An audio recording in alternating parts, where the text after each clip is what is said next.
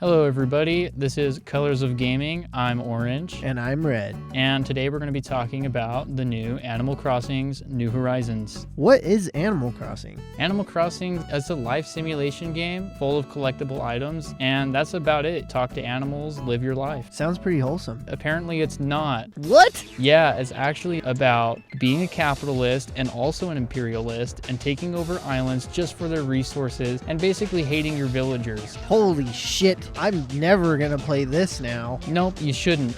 And that's all. No, that's not all. That is some bullshit that's being peddled around by, I guess, various news outlets that are mostly tabloid. It sounds like a slow news week. Yeah, it is. They're all at home. They have nothing to say. There's nothing to say. They'd rather write shit about a game that has no controversy than play the game, and that's just the way it is. Yeah, it kind of sounds like they just want more clicks from the outrage mob, and if you're watching this, don't fall into it. There's just a lot of bullshit out there. Stop feeding yourself poison. But if you're watching this video, you're not feeding yourself poison, I assume. No.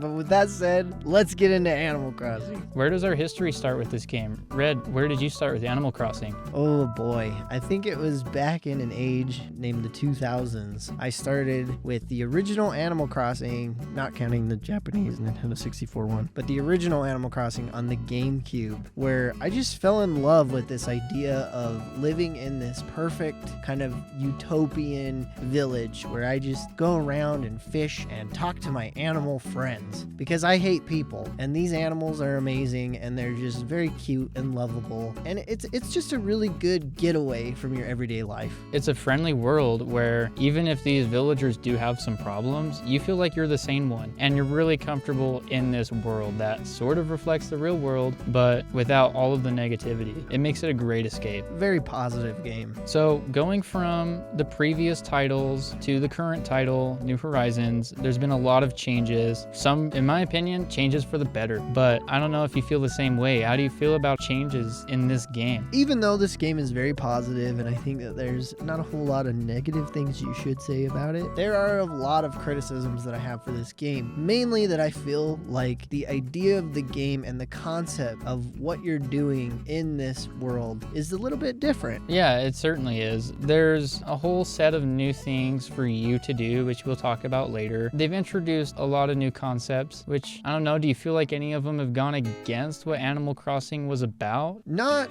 on purpose or anything. Before we get into that, let me explain kind of what the original Animal Crossing felt like. Animal Crossing was a very relaxed game where you just kind of were put in this village and you just did whatever you wanted. You could fish, you could collect seashells, you could dig up fossils, you could collect fruit, and the main objective of it was so that you could sell these things to pay off your debt at home. The objectives have changed in this new Animal Crossing, and it just feels a lot different. Oh yeah, it feels totally different.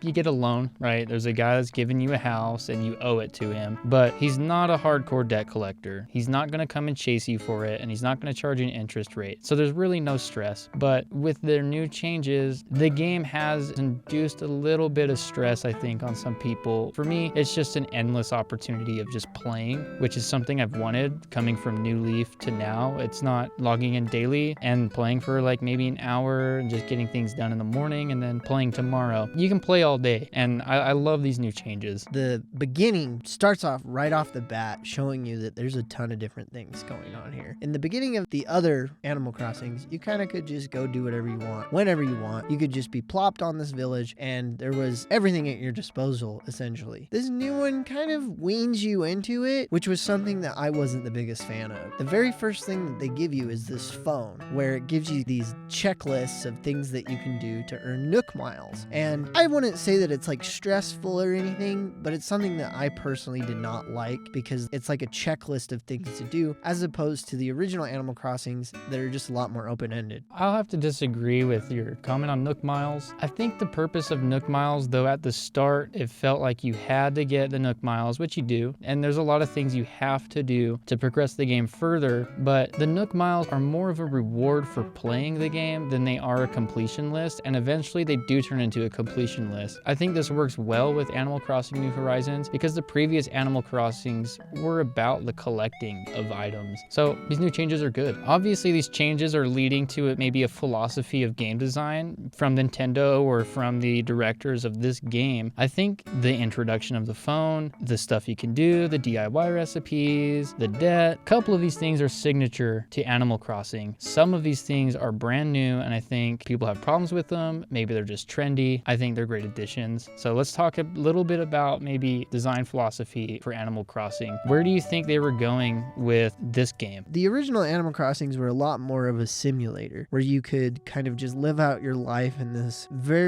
while it was fantasy, it felt very real village. This new Animal Crossing, I feel like, is a little bit more about customization and being able to create your own town. You're an old school gamer, I know that about you. You like things the way they are and you love structure. So with customization and a bigger sandbox, that means there's a little less structure. Are you okay with that? Usually I would be okay with that, but the thing about Animal Crossing is that things were put in place, in my opinion, for a reason. A great example of this is at the very beginning, you can choose where each one of your villagers lives. In the original Animal Crossing, they would just plop their house wherever. This is kind of a give and take. While it does give the player more agency over their town, I think that it takes away from the realistic aspects of Animal Crossing. Yeah, I see your point, but I think giving players the choice of literally where houses go to what you place on your island, which you couldn't do before. Placing objects on the island wasn't possible unless you were just dropping it to pick up later. But now you can really decorate your island with fences, with furniture, with paths, with custom designs like before, except now you don't have to make a custom design. The philosophy here is that they're making this game not just maybe easier to play, but a way for you to play all day whenever you want. I thought that the original games I could play all day still, just because it had this loop where you could fish, you could do whatever you wanted, and it just felt really good to have that freedom. Where I think that you are a little bit more free in this game, but certain things cut into that loop that I don't think they were anticipating. That may be true. I think they are willing to cut into the loop and that they want to push the boundary. I mean, I'm just going to take the title of the game and just use it here. New Horizons.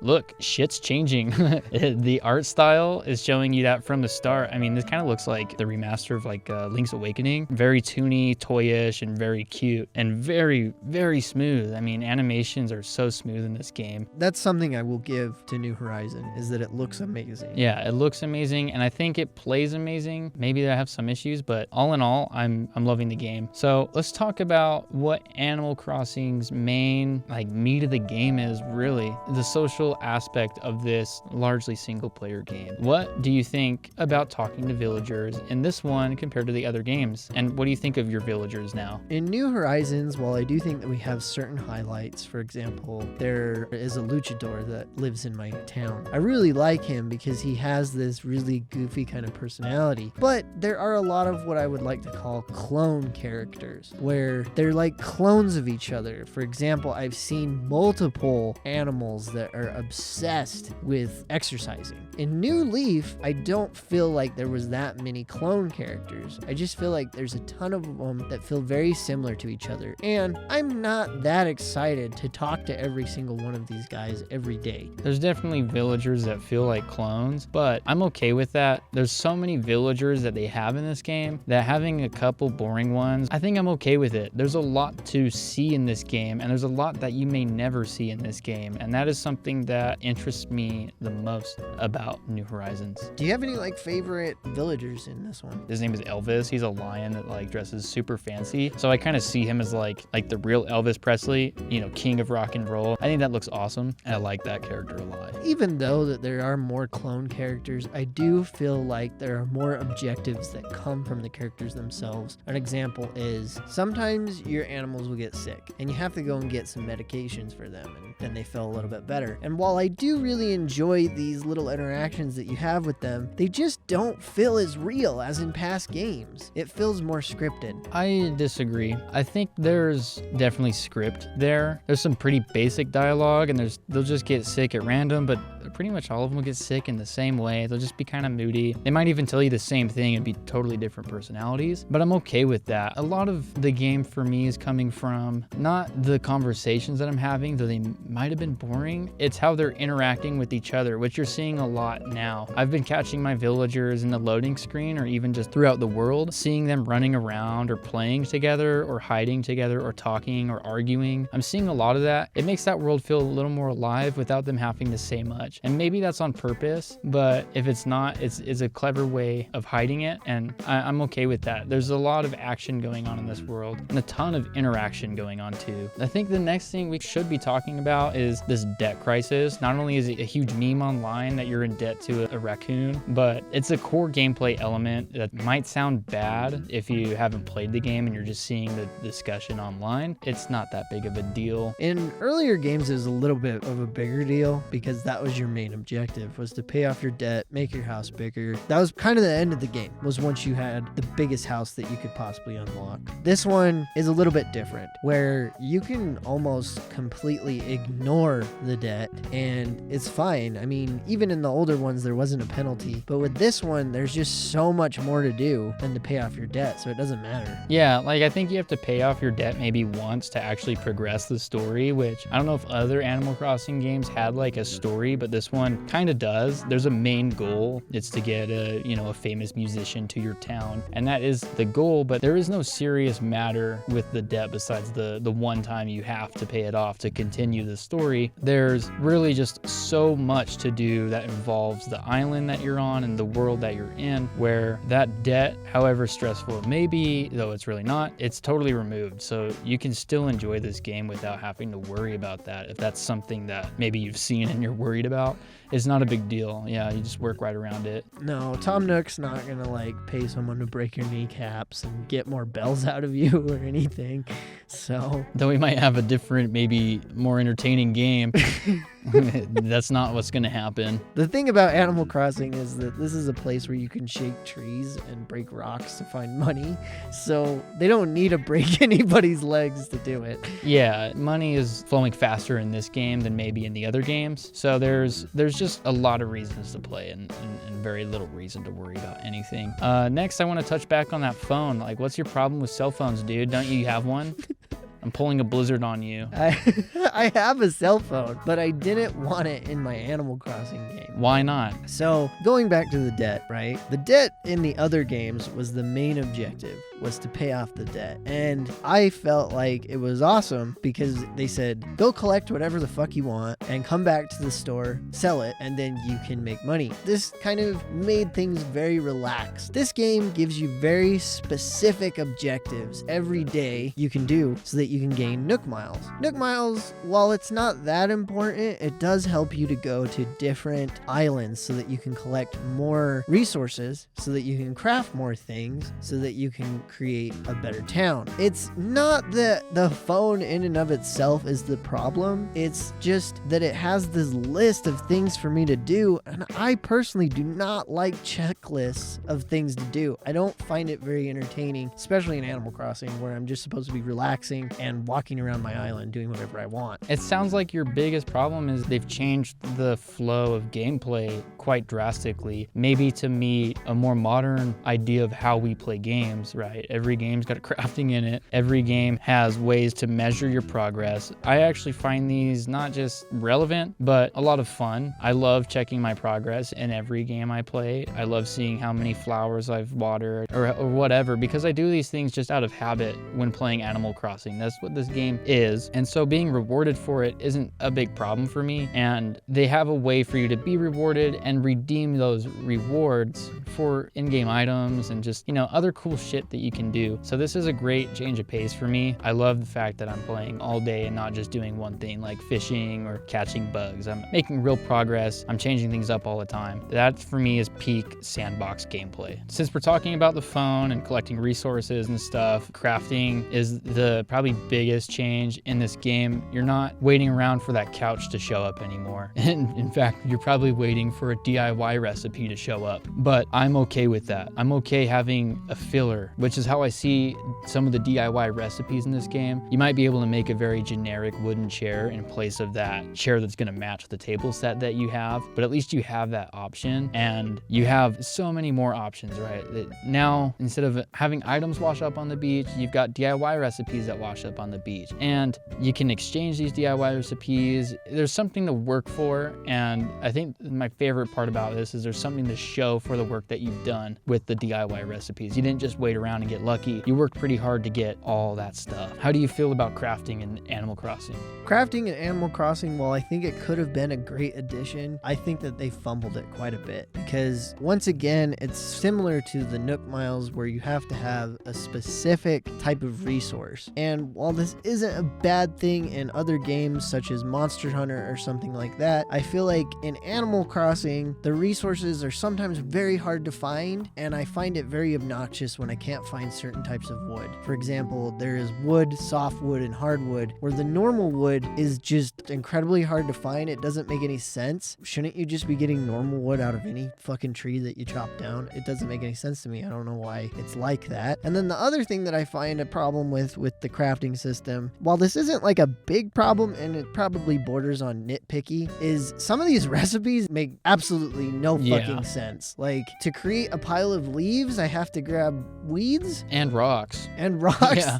Like, what am I doing? I don't understand this. Yeah, so there's a little bit of like MMORPG elements thrown in here that I'm sensing that either is on purpose or is just a mistake. I'm going to count it up as a mistake because some shit is just too hard to find. It's not that I'm not finding them, it's that they're not dropping enough. And then there's this RNG element of, am I going to get this much wood today because I need it? And maybe you don't even have enough Nook Miles to go and get the regular wood that you need just to build a picket fence. That's a really annoying thing in this game, and I wish it was just even. So having different trees for specific wood would make a lot more sense. When I go smack that pine tree, it'd make a lot of sense to get hardwood from a pine tree, but you're still getting 3 different types of wood from a tree. If I'm going to hit an oak tree, shit, I've played Minecraft. I know exactly what I'm going to get from this specific tree. It's a little strange that they had this in mind and that this is the way they addressed it, but I'm a huge lover of MMORPGs, so I'm going to be stuck hitting trees forever, and I'm okay with that.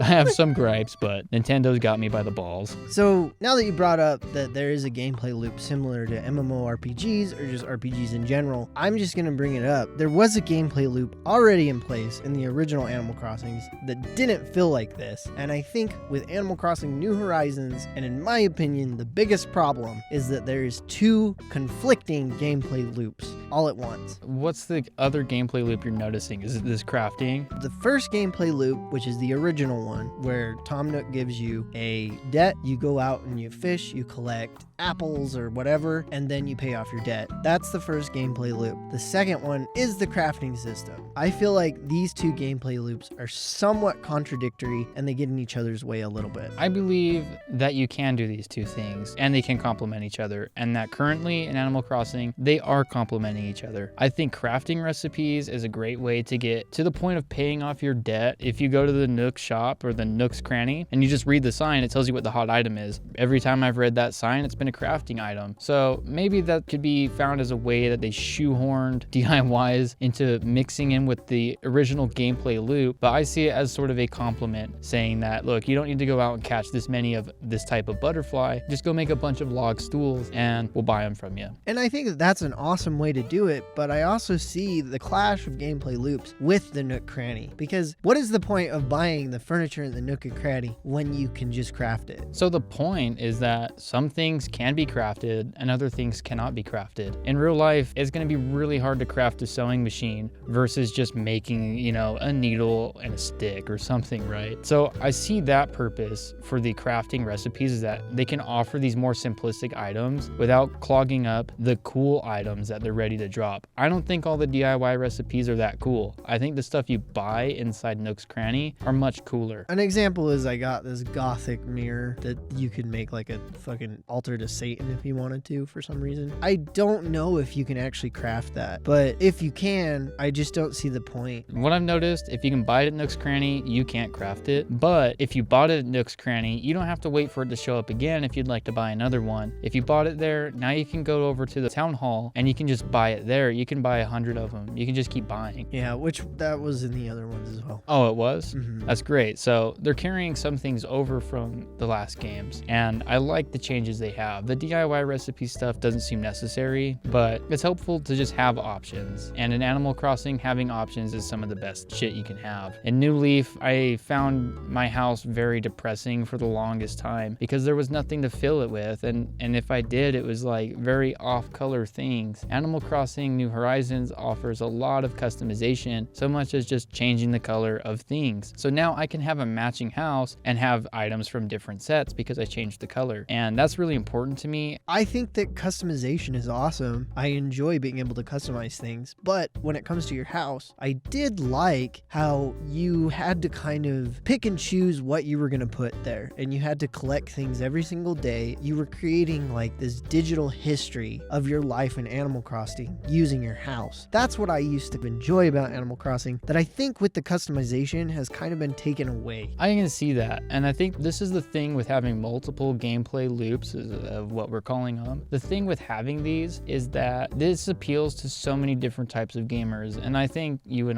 we are different types of gamers. You like to log in every day and have like a set goal and a history of things that you've done represented, where I had a hard time logging in every day. A lot of the time I'd spend most of my day at work, so I'd play New Leaf in commute, and it was fine, but I like this now because on my days off where I'm gone all day, I can come home on a weekend and I can play literally all day and catch up on the progress that I feel like I might have missed. And in New Leaf, that was impossible. Now, I remember talking to you when New Leaf was out, and you were always very upset that during the night, nobody was out and you couldn't go to the store. Yeah. They actually addressed that quote-unquote problem in this new one with the characters not really having like a set schedule. They don't seem to go to bed very often. They don't seem to go to sleep that much. At all. And the Yeah. other thing is while the store isn't open, you can still put items into this little bin, and then later they'll pay you in the morning or the next day. Yeah, at a discounted price. Now, I am so torn on these changes because I do really enjoy being able to go to work, come home at night, and be able to play the game. But because the characters are always out and never sleep, it kind of takes away from that simulation feeling. You're definitely right. There's a way that they could have done it, and New Leaf actually did it. New Leaf did it in a way where you could pass an ordinance that shops are open later, and so just naturally people were out later. And I loved that because it felt like that I had some control, but I didn't have all the control. I'm the mayor, but I'm not Isabel. So now you're right,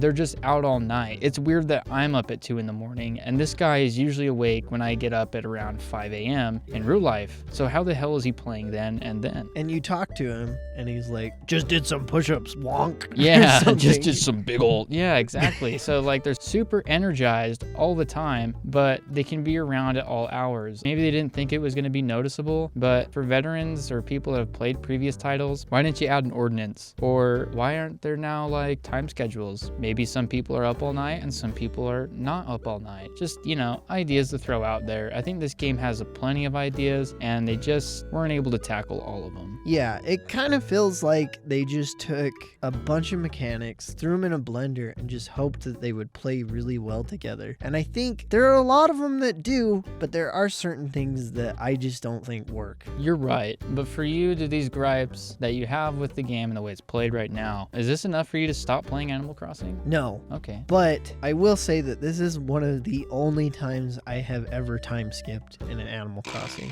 Why'd you time skip, man? That's cheating. I know it's cheating, and I didn't want to Don't do do that. it, but they forced me to. How? So they started me off on this island where there are rivers on every side of it, and I wasn't able to really go anywhere unless I had this pole, because they have this new pole where you can vault over rivers. I could not find this fucking pole. It had been 2 weeks since I bought the game, and I decided that I was sick of it, so I had to time skip in order to get the museum to get this pole vault, which I just don't like that at all. I think that's terrible game design. I really don't like it. Yeah, that was a big problem and totally where I can see cheating applicable. Like Animal Crossing has there's milestones that you secretly hit and then something interesting happens. That's how it was for New Leaf, but now it really feels like shit's just locked. At the beginning of the game, that you were locked in until you do what they say. And that is a change of pace for Animal Crossing. But it's a good thing you time skip to get that out of the way, and there's plenty of people out there time skipping even further. They're cheating. You can play this game how you want, and that's what I like. Would you say that's a big deal? I think it's made a bigger deal than it is. I'll tell you this, Reggie Fils-Aimé doesn't time skip. So just keep that in mind. He never does. That's the CEO of GameStop, in case anybody doesn't know. Yeah, he's the CEO of GameStop, but he was bigger than that. And that's not an insult to GameStop, except it is. This is the thing with Animal Crossing New Horizons. So many ways to play and so many people this game can cater to, and I love that. I just think maybe they should have worked on some things, but they'd already pushed this game back when it came to release time. I think this game was pushed back a couple months. So we have it, it's out, it's pretty good. I would say it's pretty good. I kind of don't like it though, just because it makes me very nervous for the future of the franchise. It's worrisome, and the way Animal Crossing's come out, maybe we're 7 years away from the next Animal Crossing. We might see another Tool album before we see another Animal Crossing, and I'm okay with that. Hopefully this one takes its time. It's only been out a month. We've only seen one event. We've got another event on the horizon. I was gonna ask you about that as well, because Orange is on a crusade against puns, and always has been. So how can you reconcile that with your love of Animal Crossing? These puns are cute. Other puns suck dick. No, these are terrible puns. They are pretty terrible. There's one that I'm seeing a lot online, which is the sea bass one. Every time you catch a sea bass, it's more like a C+. But I love that shit because it's so annoying. And I think there's some where I've probably cringed reading them. But the fact of the matter is, I'm going to see them every day for as long as I'm playing this game. So they're just going to be in my head. I can't avoid it. The only thing I want to say to the audience is, if you're listening right now, make a comment with a terrible pun, because it's going to really piss off Orange. How about you don't do that? No, just do it, man. So I want to see what they do with the game and how they continually update the game. The Switch seems to be their console that they're okay with now just updating games day one, which never really used to happen before. Maybe we'll do an update one day. Okay, yeah, I'm down to do that. So I'm curious the changes they'll make, how much they'll listen to the online community, and hopefully they do that in a balanced way. There's just too much nonsensical discussion that I'm afraid would sway the game just the way. I just really can't wait for Animal Crossing Battle Royale. Oh, that's what I want. Well, that's since maybe we're an just update. throwing mechanics in there, yeah, you know. Just looting and maybe weapons, guns and shit. I want a Minecraft-looking Animal Crossing that's Battle Royale. I think that would sell like hotcakes, Nintendo. Get on that. No, I don't want that at all, and that's what I'm worried about. I'm worried about it too, but like I said, we're probably 7 years or however long the Switch lasts. It could be 5 years, it could be 3. So we're about that far away from a new Animal Crossing, and this one, I think it's going to hold me over. I think it's going to do that for everybody that's playing right now. As long as you can get past that first month or few weeks. Yeah, the first few weeks are going to be gruesome, but not in a Dark Souls way, or not in the way that people are complaining about it online. If you haven't played Animal Crossing, you might be a bit surprised. Just stick it out and really just have fun. This isn't a competitive game unless you want it to be, but that's there's no one to compete with. How are there people being competitive? Well, yeah, there are people being competitive. How can you make Animal Crossing competitive? I don't know if they manage. I've seen people argue about time skipping to no end. I mean, I know I've just barely talked about it, but people talk about time skipping like you are Satan if you've done it. And then other people talk about time skipping like you have to do it to make this a good game.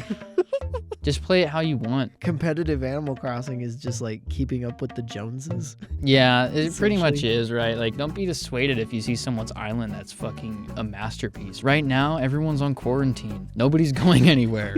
So they've got a lot of time to do nothing, and that's okay. But use that time in Animal Crossing to just have fun. That's Nintendo's goal here, and I think that's really what Animal Crossing is about. It's a lovely game. Even though I have my gripes, I would still agree with you. It is very wholesome. I feel very good now that I've got past that first few weeks. I feel very good just relaxing, enjoying this game. And for an old school player like me, you actually can just ignore the crafting. You can ignore the phone if you want to, and it's still very fun. I like just talking to my animals and checking out the Nook store and doing whatever I want. It's a great time. I would still recommend it as long as you can get past those first few weeks. Yeah, absolutely. So thank you for watching. This is Colors of Gaming, signing out.